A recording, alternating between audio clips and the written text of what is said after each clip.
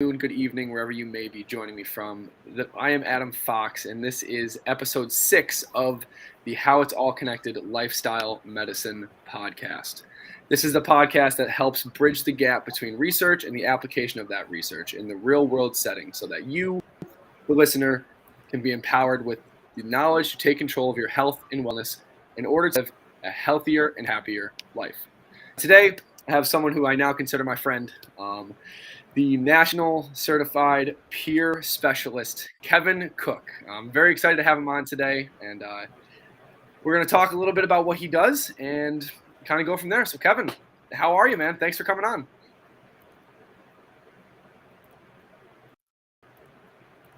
Oh, can you hear me, Kevin? I am so sorry, man. I tried to tweak the audio, but I think I'll just leave things as be. Hey, no worries, man. That's not a problem. How are you doing today, man? I'm doing quite well, Adam. Thank you. I feel great. No post-COVID symptoms, so I'm good. Good. I'm glad you're feeling better. I know you said you were in the down in the dirt for a little bit, so I'm glad you're feeling a lot better now. Yeah, man. So, I just want to get a little background on yourself. Kind of tell the people who you are, where you're from, what you do, and I guess we'll take it from there. Well, certainly, Adam. Of course, I am Kevin Cook, the Kevin Cook. And I'll be 61 on April 19th. But I use another birthday, March the 3rd. I turned 19. Now, so what is that? 60-year-old man. Yeah. Now, how can a 60-year-old man be 19? Well, 19 years ago on March the 3rd, I decided to stop drinking alcohol, doing drugs, and so I consider that my new birthday. When you're reborn, in a sense. Yes, reborn, a new man. You should have picked. Now, I say this as a joke, but you should have picked one day later. You would have been on my birthday too, March 4th. We would have shared the same birthday. Yeah, happy belated birthday too, brother. I know you had a good time. Yeah, thank you very much. I appreciate it, man. And happy belated rebirth day to you as well, my friend. All right, I appreciate it. And so, having given that caveat, letting everybody know that I am a recovered alcoholic and addict. But getting to a little bit of my story, and 19 years ago was also the time when I was pretty much diagnosed with what's known as personality disorder, on top of having being an alcoholic and addict. So that is what got me exposed and interested in the mental health field, because I wanted to know, why was I behaving this way? What was going on with me internally, so that I may be able to better understand and develop coping skills for myself, so that I could move forward and be a viable part of society. Now, back then, did you have any inclination that you would be using, the mechanisms you just referred to, the coping mechanisms, the skills, to help other people, or was that not really a thought in your? Was that just kind of something that came along the journey? Yeah, it came along with the journey, and it's been a long road. There has been some bumps here and there, but of course, you learn how to deal with, as we say in the rooms, meet life on life's terms, because the world will keep on spinning, and we have to learn to adjust and adapt and be able to move forward without trying to alter our mood, and mood or mind altering chemicals that we find very readily in today's society. And I know that's one of your questions you're going to ask me later. Yes. I'm kind of giving a preview of what my answer would be. Yes. I'm totally okay with that because I do still want to let everyone know, kind of what you do. So why, you being a recovering addict and alcoholic is an important aspect. So if you could kind of explain to us what, a peer specialist is and just kind of exactly what you do. Yeah, and that is the premise for becoming a certified peer specialist here in the state of Georgia, is that you would have had to gone through some sort of a treatment modality. Uh, Now, when I became a CPS, the minimum was a year. I think now the minimum is 2 years. I'm not exactly sure, but I had been in recovery for 5 years anyway, so I met both of those criteria anyway.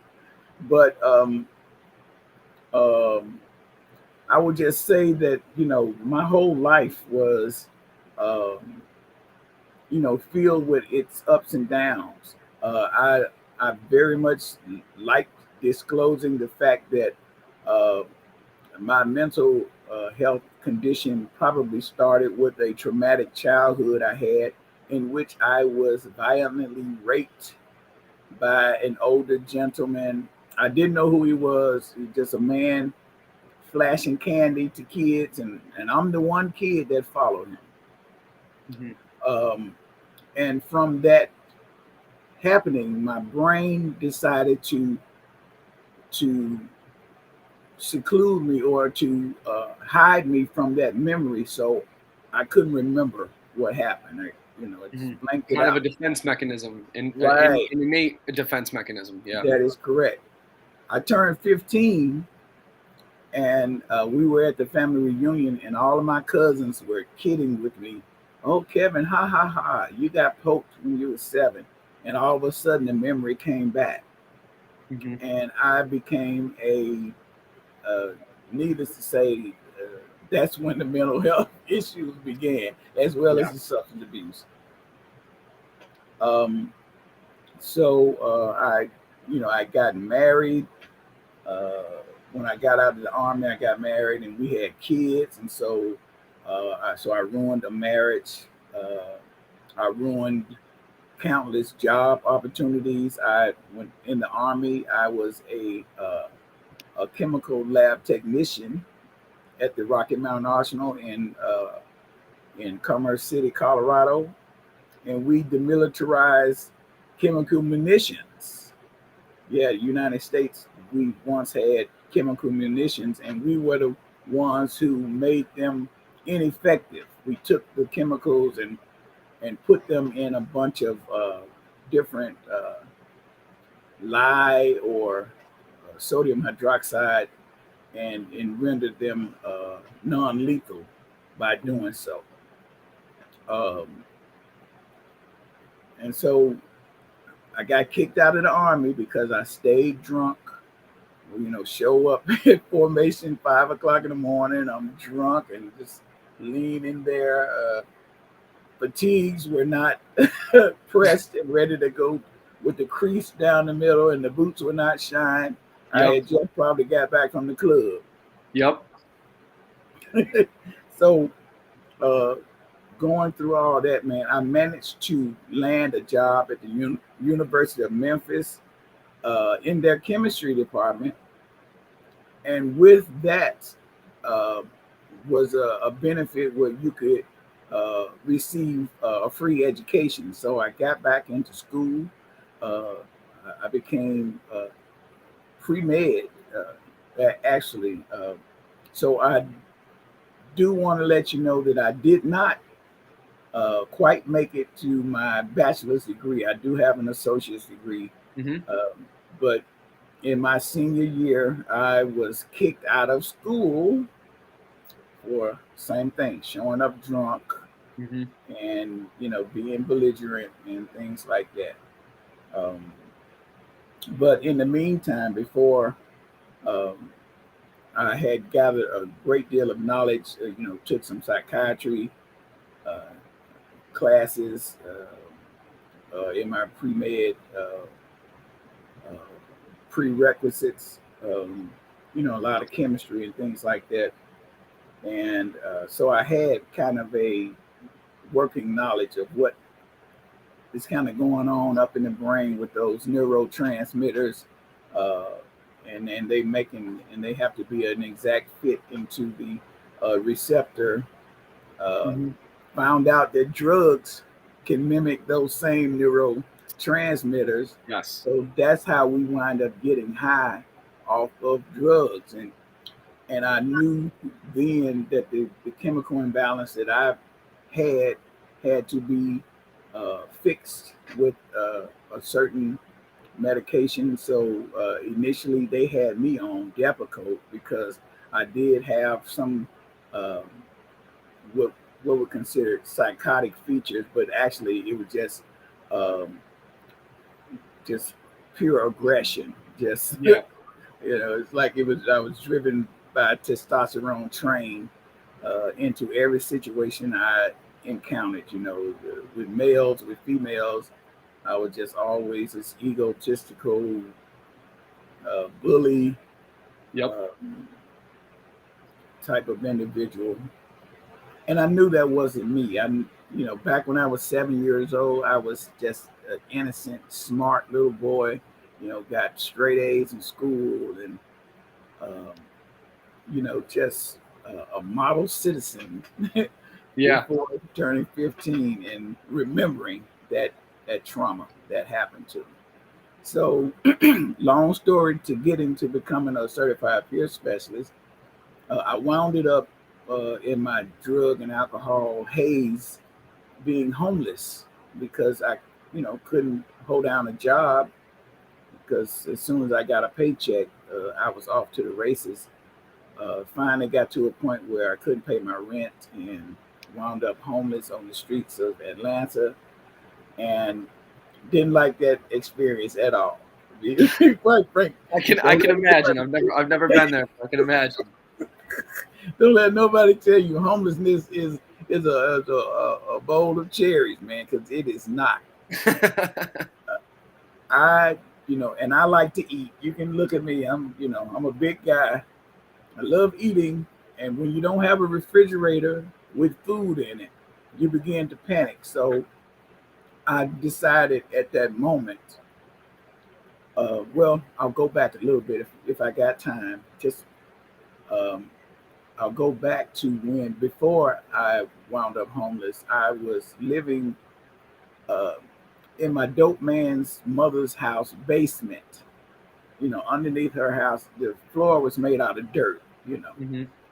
But it was a perfect spot for getting high and drinking and forgetting about how troubled my life was. But And in the turning off the meantime, outside world in a sense. I had gotten with this other lady. She also was addicted to drugs, and she and I wound up having a child together. And one night we was getting high. We were both getting high with the child in the room. And when it's her turn to get high, I'll have the baby, and then when it's my time to get high, she'll take the baby. Hmm. And so I'm holding the baby and bouncing the baby up and down in my stomach, and I just started crying. I just just tears were just pouring like waterfalls, and I started crying and I started praying to God, and I was like, God, one of us has got to stop this. This child cannot grow up into this lifestyle. You know, a crackhead mama and a crackhead daddy. That she didn't ask for that, and I Hmm. was just crying. And this is how the Lord answered me. I'm holding the baby, and I said, Lord, one of us has got to go into recovery. One of us has got to go into rehab. And I'm holding the baby, and the baby took her finger and she poked me right underneath my eye and broke the skin. So I'm bleeding out of one eye. It's a little bit of because the water from the tears were kind Yep. of Yep. exacerbating the blood. But I see, I took an image of myself and I see blood. I'm crying blood tears. And I knew that meant, okay, that means you are going to be the one, Yeah. Kevin. She was pointing to you saying, you're the one that needs to do it. Not mom, but you're the one. Yeah. Me. And, and that very night, I woke up, in the middle of the night. I grabbed what little bit of possessions I could carry, and I walked. I don't know. I know you don't know much about uh, the location that I'm about to describe here in Atlanta. I Mhm. lived in a place called Dixie Hills in Adamsville, the Adamsville section of Atlanta. I wound up walking all the way to the VA hospital, which is in Decatur, Georgia. How many miles would you say for everyone else listening that might not know exactly I how think far? it's about 17 miles That's a nice walking. little trip in the middle of the It's night. a That's a nice nice little little hike. stretch. And Yeah. I woke up early enough in the morning to whereas I got there, I was I made it to the VA around about 9 o'clock in the morning. So, about 9 hours of walking, uh, and I end up at my destination hungry but more so hungry for beginning the recovery process. That's the point where I was diagnosed also with my personality disorder, Mm. and so that caveat allowed me to become a certified peer specialist because I was diagnosed and I was in recovery for more than a year before I decided to take uh, the entrance exam into becoming a certified peer specialist. Now, So first off, thank you for sharing that story. thank you. I Thank you. appreciate your openness of being able to come on and express that story. And honestly, have some laughs about it. I think that's probably part of the coping mechanism is being It able to is. It is. joke about it a little bit, right? I And can being laugh able to, now. yeah, yeah. Look at the almost the happier sides of stuff Right. like that. So for those of the individuals listening that hear this story, think, wow, this man's been through a lot of stuff. He's came from the bottom. I don't want to say came from the bottom and now he's at the top, but he's persevered through a lot of adversity. So how exactly does this play a role with the being a peer specialist? What exactly does a peer specialist do? So the role of the certified peer specialist it is to support other individuals who are in the recovery process. And when I say recovery, I'm not talking about just recovery from drugs and alcohol, but recovering from being in the throes of a mental illness. Mm, Um, we all want to be normal and want to be perceived as normal, but sometimes society will slap labels on individuals who may, be, uh, you know, may like conversating with themselves yeah. uh, and experiencing what we call paranoid delusions Mm, or grandiose delusions, thinking that I'm Jesus Christ and you all are my subjects. Uh, yes. yeah, so they will, those individuals, they need a person like me to kind of help them navigate the mental health system because, again, alluding to one of your questions you have for me later on, a psychiatrist will throw a pill at you. Yeah. Okay, you got schizophrenia here. Bam, here's this. You take this and you'll be all right. Not teaching them any skills, not teaching them, any coping mechanisms whatsoever. So the certified peer specialist is a person who has learned to develop these coping strategies in order to be better received in society. And that's the best way to put it. So kind of in a sense, teaching them behavioral changes opposed to trying to shove medication down their throat and hoping that this one magic pill is going to be able to fix all of these problems when in reality we all know how, this goes for diet supplements too, right? Diet supplements or hair law anti-aging pills, right? If you just take those things individually and you don't actually change what you're doing, there's not going to Exactly. be any long lasting change. Exactly. Yeah.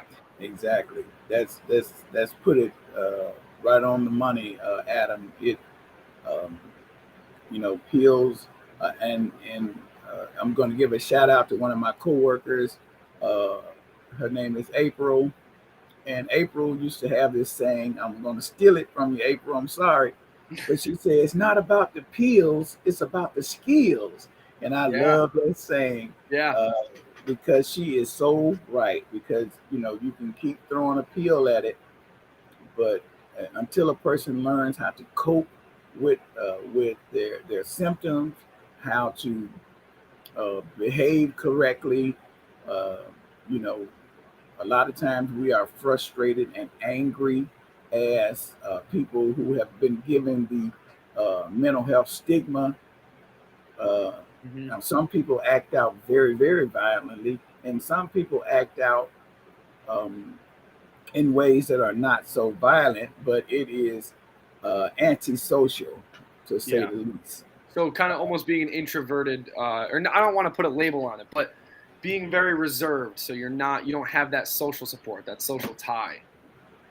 Yes, and that's one of the mechanisms people will use is that introversion. The other is extroversion, where they are acting out. You can sometimes uh, be driving and you'll see a person having a very intense conversation with themselves, hmm or yelling at yelling at a tree, or yelling at a street lamp or something like that, believing that that is a person standing next to them, because those delusions and those those visions that they see are real to them. Yeah, We call them visual hallucinations, but to that person, there's somebody actually sitting right there, or and I that can kind of hear their voice. yeah, and Actually, that kind of brings up the idea of like your own perception. Whatever you perceive to be real is real, or whatever you perceive in that time is happening is happening. As long as yeah, you are perceiving it, no one else may be perceiving it, right? that's Like right. and That's that right. and that kind of loops into like your own self-image, right? Of how you Correct. perceive yourself. If you perceive yourself as this person, even if you are someone who may be going through these trials, tribulations, mental illness, you are someone who perceives yourself as someone who is powerful, stronger than that, is not going through those issues. Yes. You're gonna act completely. Would you say that you would act completely different, and that'd be correct in that? I believe that you are hitting it right on the head. You must have had a little experience with somebody with mental health diagnosis too. As a matter of fact, everybody has. Yeah. Statistically, in the United States alone, um, they believe that 1 in every 5 Americans have a diagnosable mental health diagnosis. So, everybody knows 5 people, Yeah. and so and myself, I believe it to be even more prevalent than that, because a lot of people learn to develop coping skills early on before they are even diagnosed. Uh, and in my job, I meet a lot of people who uh, just believe themselves to be under a lot of stress, and then when we dig, we find a lot more of the symptoms of maybe bipolar disorder, or maybe hmm anxiety or depression, or something like that. It's just been undiagnosed because that person has kind of slipped underneath the radar, so to speak. And that's what I was gonna ask. Is those that 1 in 5? Is it diagnosed, or they believe the 1 in 5 individuals could be diagnosed with it? Which one is it? Is it the non-diagnosed or the Yeah, could? they are counting the ones who are diagnosed, and they're Ah, also counting the percentage of Americans that probably are or should be diagnosed. I would have to agree with you. I think that 1 in 5 might be a low number. I have you said something about the mental illness factor. A lot of, and my mother, my father, they both deal with depression. My brother and I both do, right? Mhm. I had some anxiety in the past couple years, but I've Mhm. learned better coping strategies with it. But there's Mhm. definitely I definitely myself have things. I was a very very large kid when I was younger. Very, very. I'll call myself. I was fat. I was from like fifth grade to like eighth grade. I was fat, and I now you knowing what I do, and for those of you who are not watching, I'm not ripped. I'm not this jacked person or anything, but I've lost a lot of weight, and I've dedicated my life to fitness, and in doing so, I've developed a little bit of a body dysmorphic disorder where I see myself differently and perceive myself differently. And to know that I've gone through that, and this is the result of it. I know that there's other individuals out there with just the same thing that I have, right? And I've talked to individuals who are, quote unquote, gym rats that have very similar issues that they don't talk to anyone about. They don't, and I'll be honest, I don't go to account. I have my own coping mechanisms for it. They're not exactly the healthiest, but I don't go talk to people about it. And I think that that's not individualized to just body dysmorphic disorder or body dysmorphia.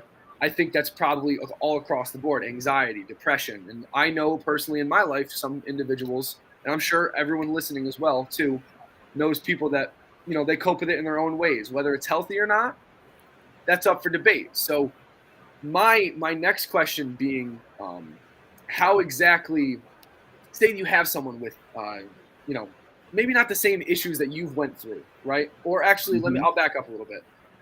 Can you explain first what a shared experience is? You kind of did touch on it a little bit, or a lived experience, and why that's so important to someone who is a peer specialist? Well, we call these experiences shared experience or lived experience because for myself, I am kind of detailing what um, what symptoms I have had and shown in the past, and then my ways of coping through that. So that is my lived experience.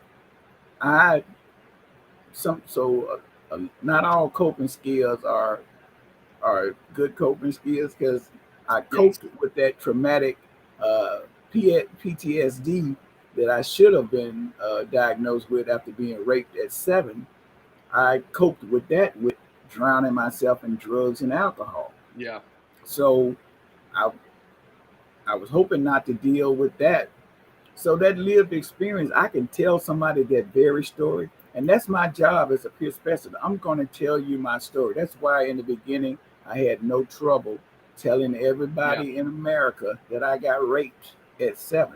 As a heterosexual male, admitting to that, that's going to break a lot of ice because I know how childhood sexual trauma is prevalent also in this country.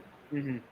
We can come together and it will break a lot of ice for individuals to say, I, that didn't happen to me, but something similar. Like, my stepdad sneaked in my room while I was asleep one night, and but is what um, that memory is what traumatizes our brain, which creates this cascade of chemical reactions to where we, uh, if you have ever heard of the fight or flight syndrome, it Yes. is what triggers anxiety for individuals. Just our very own chemical mechanism for being able to get adrenaline into our muscle uh, so that we can run or we can fight. So Yeah. you got to have that energy and you need it quickly. So the fight or flight syndrome is that way, just a God given natural thing that human beings have that can, and that mechanism can have uh, a break in it somewhere.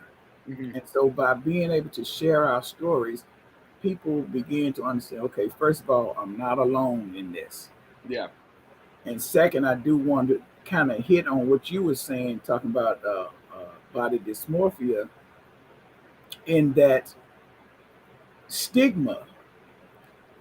Society can place stigma on people, but we can place stigma on ourselves as well. Mm-hmm. So I even do a training, and I call it the sting of stigma because I like the ring of that. yes, it's a nice ring, and maybe I'll show you that video I have of me doing that training. But I talk about how society stigmatizes individuals with mental health because we all attribute okay, everybody with mental health is going to go get a AR-15 and go up, climb up into the bell tower. No, as a matter of fact, statistically, we are more the victim than we are the perpetrator. Hmm. Far many times more, because we get picked on, we get bullied. Every time you display some of these psychotic symptoms or introverted symptoms, Or emotions. society, yeah, your regular emotions, people will they will stigmatize you, they will bully you, and that only causes you to just sink deeper into your shell. You'll sink deeper into the depression because you don't want you're afraid to tell anybody. I don't want anybody to think I'm crazy. Hmm. So that self stigma keeps a lot of people, and that's potentially one of the percentages that they're including in the 1 in 5. Potentially. Yeah. And that's to touch on that a little bit. The stigmatization around body health and body image is, I would say, it's largely media, influencers, like different forms of Mhm. media and influential forms of media outlets. But I do Mhm. think that there is a large portion of individuals who put that stigma on themselves based off of the images that they're used to seeing, right? The images of, in the male's case, the we all know the washboard abs, very, hard to get, very hard to attain, and and then for women, the hourglass figure that is portrayed as normal, which you talked about the word normal earlier, which I wanted to ask you something a little off script. Do you believe that there is something called normal, or do you think that everyone is individually their own, and there's normal I is just a believe way for society to put a cap over you, so to speak? I agree totally with what you're saying. That you know what is normal. I have a feeling that there is no normal. Everybody is different, and we we do have what we call norms, though norms Yes. of behavior, uh, norms in society, and so people that come outside of those norms, so to speak, those are the ones who society want to point at uh, and create this barrier and just another way of separating one human being from the other. We are all flesh and blood here on this earth, and no matter what the outside differences are on the inside, I couldn't tell the difference between your liver and my liver, Yep. other than the fact I have been drinking alcohol. So it might be a over. little more degraded than mine, a Yeah, little bit. mine gonna be a little more harder than yours. Yeah. It have a little more cirrhosis in it, but And with the backtracking a little bit, with like the shared experience. So I personally, having, my father, we talked about this a little bit, and I'm totally fine with talking about this on air. Everyone knows me, that knows that I'm a very emotional person with this. My father suffers from multiple strokes, and he's now disabled and incontinent. I take care of him.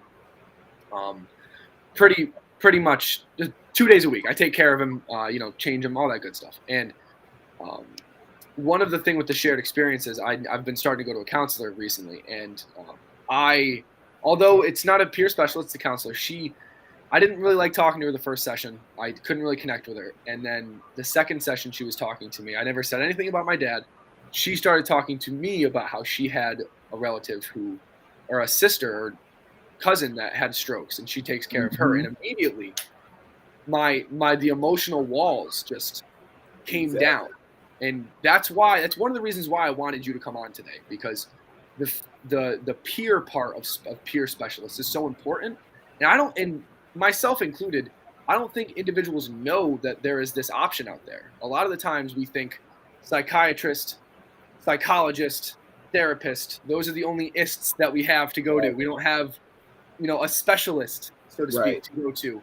and just getting that word out, letting people know, like, hey, you're not alone in this, and That's right. not everyone is going to have the same experience as you, but to be vulnerable in that position and let individuals know, hey, we haven't been through the same stuff, but we've been through similar stuff, and let Right. me help you through it. I think That's that's the most important thing in what you do, man. And I'm not gonna sit over here and kiss your feet, but I praise you for that. I really do. I think that's very strong-willed of you. So I guess the question from that, because that's not really a question, is have you when you are with someone who you don't share the same exact experiences with, how do you create that long-lasting change, right? That behavioral change. Is there any like and without going too deep into what you do, into any clients, anything like that, is there any things that you do, tips or ways you kind of get through to people like that? Or is it more so what we were just talking about, where you're just sharing something that's similar but not the same? I, when I was sharing my history, I have a lot of things in common with a lot of different people because of the traumas that I have had in my life. But, you know, no two traumas are the same. They may have been perpetrated by the same exact person, but my perception of what happened to me may be different than your perception of what happened to you. Same exact thing could have happened. I may have not been mentally prepared for these things, and then that other person may have always gone through life suspecting that somebody was going to rape me. I'm a 7-year old, and somebody's going to rape me sooner or later. And Hmm. so they're more prepared for that. As I mentioned before, my brain just kind of shut the memory down completely. Yeah. Um, and then later on, I, became this belligerent and aggressive uh, person that you better not call me gay. If you call me gay, that was just a fight. Yeah. Bottom line. So, I find that in getting to people, I just tell my story. I just tell my story. They are able to pick up on nuances that kind of equate to them, and then they say, you know what, and so the bottom line, Adam, is that that person that you are with, and that's why they call us peers. We are equal. Hmm. In a clinician or a doctor scenario, when it's kind of like a tier with that. Inferiority, superior, They or yeah superiority, inferiority. they lord over us, but actually, when you come to people as equal, uh, and they can see you as a model of something that they might want to become, a person who have overcome Hmm. these so-called being outside of societal norms.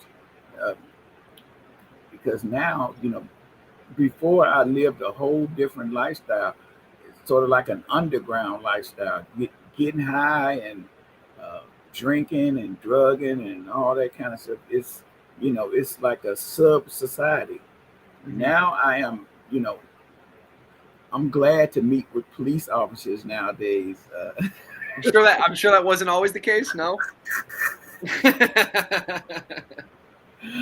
I mean, I have even been a person that police officers have come to provide what's known as CIT training, which is getting them more sensitive to approaching individuals with mental health diagnosis rather than coming in guns blazing. They come in no gun, and they Yeah. come in knowing how to talk to a person. You want to present a non-defensive posture with them. You show your hands, but they're not balled up. They're not ready for you to react, but they are seem to be open and inviting that person in to come in and to get the help that they need, because that behavior that they're probably uh, engaged in at that time is actually a cry for help. It's a Yeah. cry out. I need help, and I don't know how to ask. I'm too ashamed to ask. So if I act a certain kind of way, then I'll get attention. It'll either be negative attention or it'll be positive attention. And I prefer that individuals get more of a positive attention out of this rather than that negative attention. To whereas you know a police officer might walk up to you and beat your brains out because you are talking to yourself or Yeah. urinating on yourself or a ton of other behaviors that individuals with mental health issues engage in.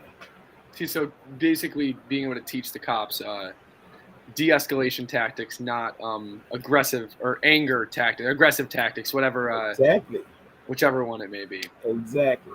Anger meets anger, or you could you can have uh, this perception of love and love for humanity, Hmm. and that will allow that person to go ahead and kind of acquiesce to what the police are demanding. See, I did this video when I worked as a I used to work for the mobile crisis team. So when you talk about peer specialists being on a mobile crisis team, you have your clinician on the team and you have a safety individual, but you bring a peer specialist along. That person who is suicidal, I know what it feels like to be suicidal. Hmm. Uh, because I have definitely had several occasions where I wanted to. Uh, the only way I knew to stop doing drugs and alcohol was to kill myself. That was the only And out you thought you had. that was Yeah. the only out I thought I had. I wanted to stop. I did not want to be ostracized by my family. I still, I still was a dad. I still was an ex-husband. I still was a son. But my family, they didn't want to have anything to do with me because of my long history of just driving them crazy with my behavior. Hmm. So, that's what peer specialist is all about. That somebody who knows, who understands, who has been uh, stigmatized, who has been ostracized in society. And so we all are like a little brotherhood. Um, and it's conducive to all of us, learning those coping skills like I had to teach myself these coping skills. And now I am a model for individuals to look at and say, if he can do it, I know I can do it. And so it's all a matter of getting their mindset into a point to bringing about some hope into their lives. And that's what a peer specialist is for. We bring hope. Now, for individuals who may not be peer specialists, right, and they have, because I'm sure we've all, like I was talking about my friends that I've had, and I'm sure you've had friends as well that are in Hmm. situations that maybe before you were a peer specialist that you wanted to help them with, and maybe not having the wherewithal or idea of how to help them, kind of getting caught in your own almost fight or flight response where you're like, I got to help them, but I don't know what to say. I don't know what to do. Is there any actionable like tips or suggestions you could give to someone who maybe has a friend that they're trying to help, but they don't know how, and the friend doesn't want to go talk to someone yet? Is there any, ways you could have them kind of help? Well, here in Georgia, there is what's known as the warm line. Um, so obviously, it's not the hotline, it's not 911, but you would call this line. It's a phone bank of individuals you never met, who have never met you, but it's an opportunity to speak to somebody. See, a lot of times, I always equate this story um, like you want to go to your friend and you want to just give them this whole burden of what your mental health symptomology is all about, right? And the person feels helpless because they don't know how to help you. So Yeah. I'm helpless. And so therefore they begin to even avoid you because, oh, here comes Adam with with those crazy thoughts. I don't know what to do. So I'm going to avoid Adam. So I would be inclined to tell individuals, um, you know, if a person has a broken leg, you take them to the doctor so that you can mend the leg. So you always want to try to take that person to someone who can help mend their broken leg, or at least can. Yes, the analogous broken leg. Yeah. So that's what I would say for individuals uh, who want to help that person but just don't know how. Take them to somebody who can, and go with them to let them know that Yeah. I'm here to support you, and I understand. I can't help you in the way that you may think I can. I can listen, and sometimes that's all a person wants is for somebody to just listen, even if they bring them to me as a certified peer specialist, because I will listen. I'm a great listener, and that's what makes me a pretty good national certified peer specialist. That's something that I've never thought about. Now, when it comes to, if you open up to someone and they're not comfortable, they might just avoid you. I've never thought about that because I've actually lost a couple connections and relationships in my life. Maybe sometimes when I drink, I start to talk about my feelings sometimes, and I've lost Mhm. friends and possible even mates at points in time from being too open, and then they hear what I'm saying and they don't come back. So I've never thought about it from that point of view, and I think that's powerful to say, "Hey, I'm here with you, but we need to go refer out, right? We need to help. We need to get you some help." And it doesn't have to be a psychologist, correct? It can be Right. a peer And that's specialist. what the warm line is all about. The warm line is an individual, a bank line, a phone bank of certified peer specialists. None of us have PhDs, or we could have PhDs, but we're all certified peer specialists who knows what you are going through, have gone through something similar. We have lived or shared experience together. Mhm. And then when you're talking to that person, and it's over a phone, so you don't have to meet them face to face. You can unburden yourself with your emotions at that point, and then that person on the other line is going to be a good listener, and they are going to have some coping strategies that help themselves to get better. So maybe you might want to apply them to yourself, maybe not. Uh, but at least that person will have that option available. And that And that takes away a huge barrier to even starting the process of talking to someone that's a third party outside unbiased source is not having to see them, not having to commit to seeing them again, but just calling the hotline. That's a do you know if if there's a national hotline for that, or if is that just for Georgia? Because I'd love to put it in the show notes at the end of the episode. I wish I knew about other states. Um, I only know about Georgia at this point, Okay. And but I'm that's okay. sure I it can has do to some be. research and Yeah, kind of it's see if got to there's be a another warm line in hotline. every state, because we have certified peer specialists in almost every state in the United States. So I'm sure that that a peer specialist line has been created in every state and probably every region. Even though our peer line here in Georgia actually was the first state to begin to certify peer specialists. So it's not a brand new concept, even though um, we are just beginning to see the efficacy of certified peer specialists versus just being in a clinical environment that uh, alone. Uh, No, yeah. because a certified peer specialist, I would say that I, I don't particularly work in an office. Uh-huh. My office, I'm the office, and I Yeah. meet people where they are. I come to you as opposed to you coming to me, in my capacity as a certified peer specialist.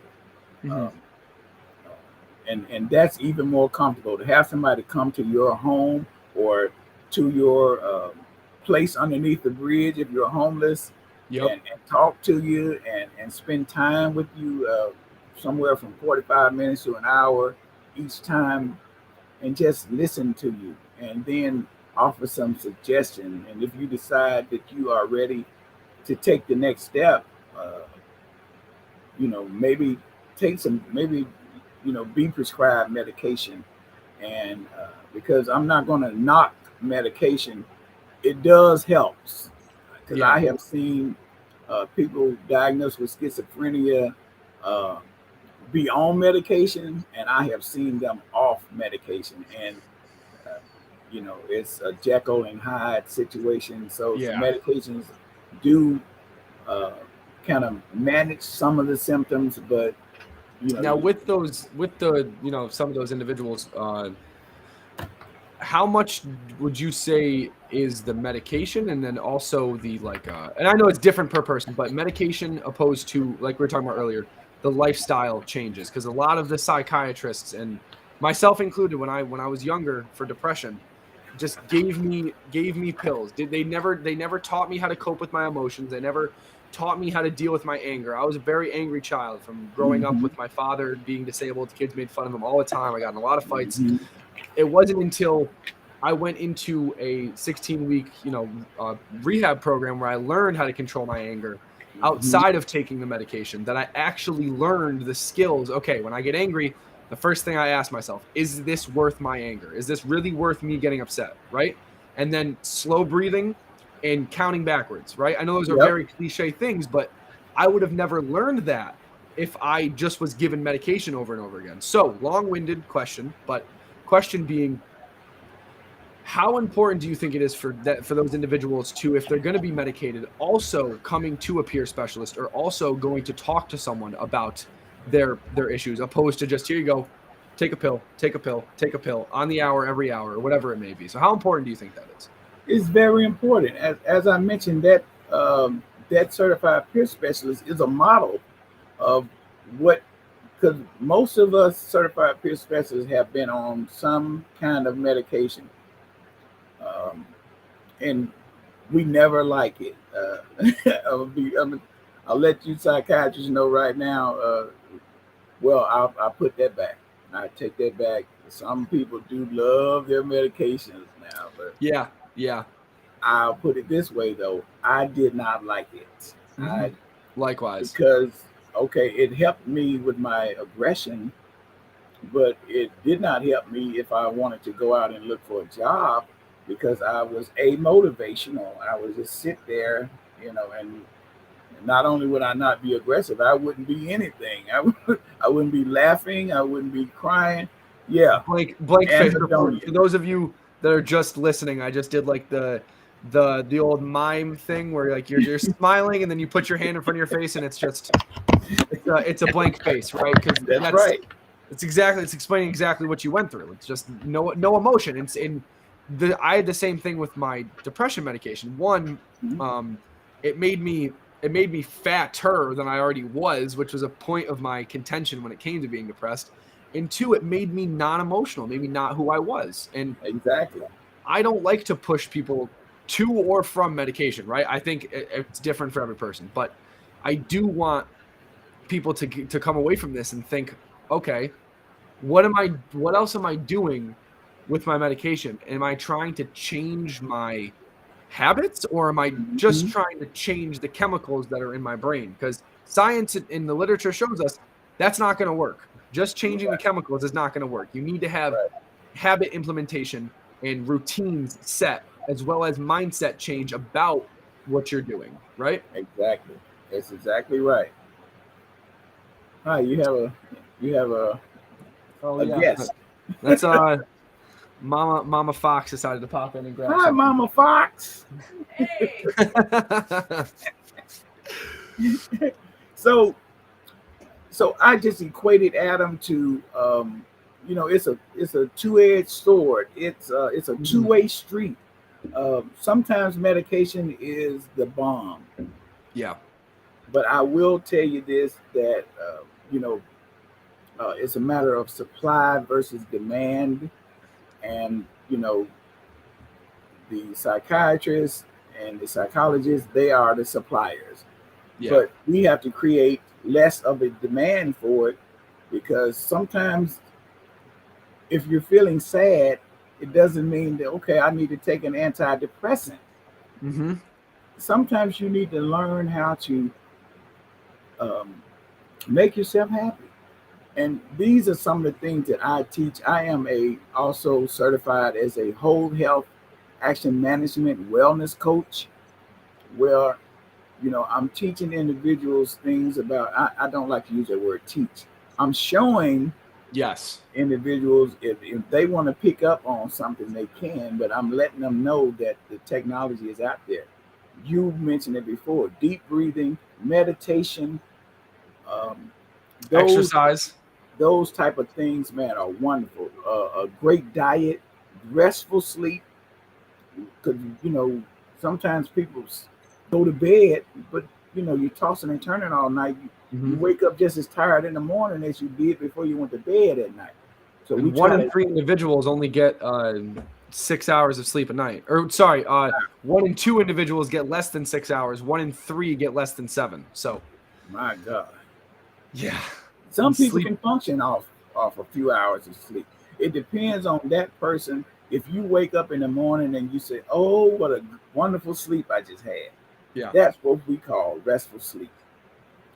And we Okay. also talk about, your social life, because having friends is okay, but you have to learn how to be okay. If I don't have a lot of friends, I'm going to be okay with that. I don't need to be the most popular girl at the ball. Mm-hmm. Um, I could just be the one, the wallflower over there, and just be just as happy as that person who's getting all the attention. It's all about my perception of my uh, my social interactions with other people. And then lastly, I know you guys talk about 7 dimensions, but we have 8, because we add 8 spiritual dimension, and inside of everyone there is this uh, subconscious super being or super entity that Mm-hmm. we all want to try to connect with. It's all about developing a sense of purpose for your life. It's all about in tuning with that. We call it the big self. Yeah. Little self is us, and the big self within us is this huge, um, like you think of this entity that connects all humans, connects all uh, animals, connects all of society, Mm-hmm. and then being a part of that uh, on the spiritual realm, is important to our overall physical, mental, and emotional health. And that's one thing I actually want to add. I was talking to the guys the other day, possibly adding that to our pillars, because I think that's so important. And the way I look at that, um, my mother being a pastor, I have my questions about religion. Mm-hmm. I don't go to church, but I wouldn't say I'm non-religious, right? I'm not agnostic or atheist by any means, but I look at the ego and the id, and more so in the big and the little self, as the big self is the driving factor that gets me out of bed, that puts me in the place that I'm at to help people, right? That's right. Now, personal training, I know you're helping people not get fat. That's what people think, right? No, you're which well, yeah, you are, but you're helping people um change their life, and the changes that I've made in some of these individuals, and the bringing pain away from somebody when they're Mm-hmm. constant when they're in pain and they can't fit in their clothes, mental Right. pain and physical pain, being able to pull them out of that, that's the big self, right? That's Yeah. what gets you out of bed in the morning. The little self is, and what I'm trying to make even smaller is, do I look good enough? Am I wearing the right clothes today? Like, Exactly. and I Exactly. think that that's powerful for everyone to find out what your big self is. What drives you? Is it Right. because at the end of the day, we all want to help on other people, whether whether it's from selling them something, even though we're making our own, right? Mm-hmm. Whether it's from helping them at the front desk at a hotel, right? Or helping them and you're giving them your pizza. You want to help somebody. It's just trying to find how your form of help is helping someone. What's that light inside of you that is going to be able to come out and actually help another individual? Because if it's not satisfying to only help yourself for your entire life, right? We've both been in that situation. I know I can say that, hearing your experience and knowing my experiences. I've been in the situation where I only cared about myself, and it's not fulfilling. Yeah, it's fulfilling sometimes when you're like, yeah, I'm doing what I want, but overall, it's not going to make you continue to get out of bed knowing that you're only helping yourself. But that's why I always like to invite individuals to like themselves, because a lot of the things that go on with us are because of this negative self-image we have of ourselves. So, begin to like yourself, begin to love yourself, and you will start taking better care of yourself because of this newfound love you have for your own body, for your own wellness. And so that's why I'm so impressed with you as a young man, Adam, who takes time out to be that caregiver for your father. And a lot of our kids these days, dad going through the same thing your dad went through, and they are unable to help. So, I have to give my kudos to you because, brother, you are a rarity in today's society. Young person who not so much about, I got to make $1 million before I'm 30, and I'm driven for that. I'm not saying nothing's wrong with that, but I do believe in humanity, and I'm an anthropologist at heart. I believe in all of humanity, and I want to sing "Kumbaya" and hold hands with everybody. Likewise, man. I appreciate the high praises, man. My dad is the reason that I'm in this field and doing what I'm doing, because I want to help him eventually walk again, right? That's to have a very broad view, not a very centric view. That's why I do it. And I appreciate the praise. He, I always say this, I'm thankful for him. He wiped my ass, I'll wipe his. It's not that big of a deal. You know what I mean? At the end of the day, I know that he would do the same for me. And what I've done with my career has put me in a position to be able to help him. So that's the important thing, is that I'm able to help give back. And if I can help him and one other person every day, that'll make me content, right? That's really all that it's about. I know that I'll let you rebut to that for a second. I just know that we are on a time cap tonight, so sorry, I didn't want to cut you off. I know that we're coming up on an hour here. We're a little bit over. So if you had a response to what I just said, I'm sorry if I cut you off. And no, you didn't.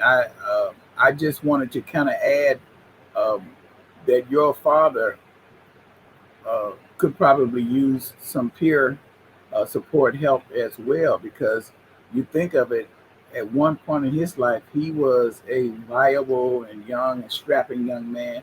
Now he needs help to wipe his behind. So just think about the mental, how that could affect you mentally if that were you and you had that stroke, and okay, yesterday I could wipe my own behind, today I can't. That is a trauma. That's a traumatic experience. So even I have stroke patients. One guy used to be a baseball player, used to throw the 100-mile fastball. Now he had a stroke. He can hardly walk, can hardly see, and it takes a great toll on him emotionally. I mean, he is very much always crying because he's not this strapping young lad anymore. But I help him to see that, for one thing, some people don't survive stroke. So Yeah. consider it all joy that you are still amongst us that are living. And so, secondly, I try to encourage them. Somebody else might be a new stroke victim. You learn how to deal with your stroke, and you can help them learn how to deal with theirs. Yeah. And that's one thing that I always try to put into perspective. And I get upset with my mother and brother sometimes and the way that they interact with him at times. It's nothing against them, right? It's just sometimes I feel like we have to take a step back and say, hey, think about it from his point of view, right? Right, Think about what's going on from his point of view. He does know what's going on. He's there. He's right, cognitively there, but he doesn't know why things are happening the way they're happening, right? Like he doesn't know why he has to do certain things and he can't right. do others. He does why these things have happened to him. So put that into perspective before you think about that before you speak or act, right? And I think that other individuals who have people in their lives with similar things can take away from this as well. Think about put yourself in their shoes first and then Right. speak or act. Don't just I feel like this is how, again, we're going back to perception, right? I feel like this is my perception, so this is exactly what it needs to be. No, try to think about the other person's shoes, because walk a mile in those shoes and you're going to have some really blistered up feet, and I promise you it's not going to feel good, but you'll understand a little bit more. Oh man, well said, brother. Yeah. Well said. On that note, Kevin, is there anything else you'd like to say? Where can the people find you if they want to find out more information about you? Well, actually, I am in the beginning stages of beginning my own um, peer support services or agency I will have down here. It's going to be called KC Peer Support. It's Kevin Cook with KC Peer Support Services, and and so you would be able to uh, contact me. I would say just look me up on my LinkedIn page under Kevin Cook, and because the progression of this going forward is going to be definitely on my LinkedIn page, so you all will know when my business has kicked off, and Yeah. I believe it's going to be a success because I'm already successful in that I have been able to make it through such a traumatic just experience in life, man. And here I am, still alive, still breathing, still capable of helping the next person. And so that was my life purpose is because I did want to, be a doctor at one point. I mentioned I was pre-med. That was not what fate would have it for Mm-hmm. me. So, um, I feel like I'm rich in personality, not in money. Just want to give a shout out to the ladies. I'm single. Anyone watching, make sure you make sure, or anyone listening, make sure you come watch to get a look at Mr. Kevin Cook himself. All right, find him on LinkedIn. I'd have you give your number out, but this is going national, so I don't know if you really want to do that. 404 You heard him. Give him a call. Give him a call. Give me a Shoot him a call. text. He's open. He's holding up the phone sign.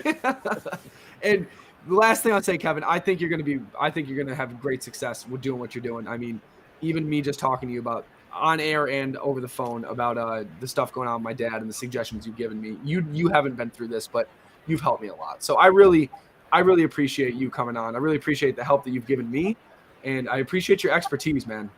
You're a gem, and Hey, I'm glad man, that I found you. the last shout out I want to give is to you guys, Adam, Connected Community Health Support. I mean, you guys are gym rats, but here it is. You reaching out to folks like me. I saw some of your other podcasts, financial gurus, and you want to get into the health field. You guys want to start working on a whole person rather than just their Yes. body. Let's do some emotional stuff. Let's do some spiritual stuff, and let's try to link those 7 pillars, 7 pillars of health. Remember, it's 8 now, though. It's 8 pillars of 8 health. pillars. But congratulations to you guys, because you guys see the future. This is the future, knowing how to address a whole person rather than one aspect of their life. Okay. Yeah. And that's why we're doing it, man. You can work out all you want. You can if you did one of the 7 pillars, you'd be really good at that one thing, but everything else is going to falter, and eventually so is that one good pillar, the one pillar you're good at. So Exactly. thank you for the praises, man. I really do appreciate it, and we hope that we're going to be the future. And hey, maybe once we both get the business a little more kicked off, we can do something together, right? We can pair it up. Your we'll services fly are to with the us. Bahamas or something together. Yeah, I would. One day, You're getting me too excited now. I need a vacation. I need a sunny vacation, not a stormy winter vacation. Right, man. I'm tired of this cold weather. I'm telling you. Yeah, you're telling me I'm in New York. I know. I'm complaining down here in Georgia. It's 40 degrees down here, but I feel like it's 100 below. Yeah. Well when we get negative degrees, I feel like it's 100 below, and you probably feel Right. like it's 300 below. It's all about perception, man. Yes, sir. So Yes, sir. Thank you so much for having me, sir.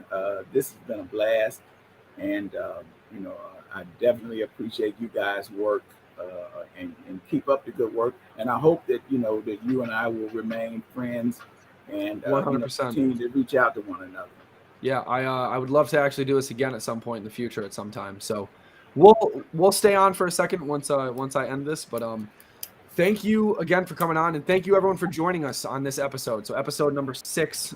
This was with Kevin Cook, the nationally certified peer specialist. And remember, everyone, if you want to learn more about him, you can find him on LinkedIn, as well as KC Support services that will be up and coming here. And also, if you want to find out more about us, Connected Community Health Support, on the screen right now, down below, you can go to our website at connectedchs.com. We do in-home personal training in the greater capital region area. We also do virtual personal training, as well as health coaching and group training as well. That could be virtual or in person. So make sure you guys go check it out. And if you really liked what you heard tonight, you liked the information, give us a review, give us a share, give us a like, whatever you're on, YouTube, Facebook, Apple Podcasts, whatever it may be. One share goes a long way. A download goes a really long way. So I'm not gonna panhandle for those, but I am going to say, please, if you guys liked what you hear, give us one of those things I mentioned, review, like, whatever, so that we can continue to do this and hopefully in the future be monetized from this. So, all right, that's all I got for you guys tonight. Thank you very much. Kevin Cook, say goodbye to the people. Goodbye, people. Thank you so much for having me. CCHS. Yes, sir. CCHS. And everyone, take care. Have a great night. Love all you guys.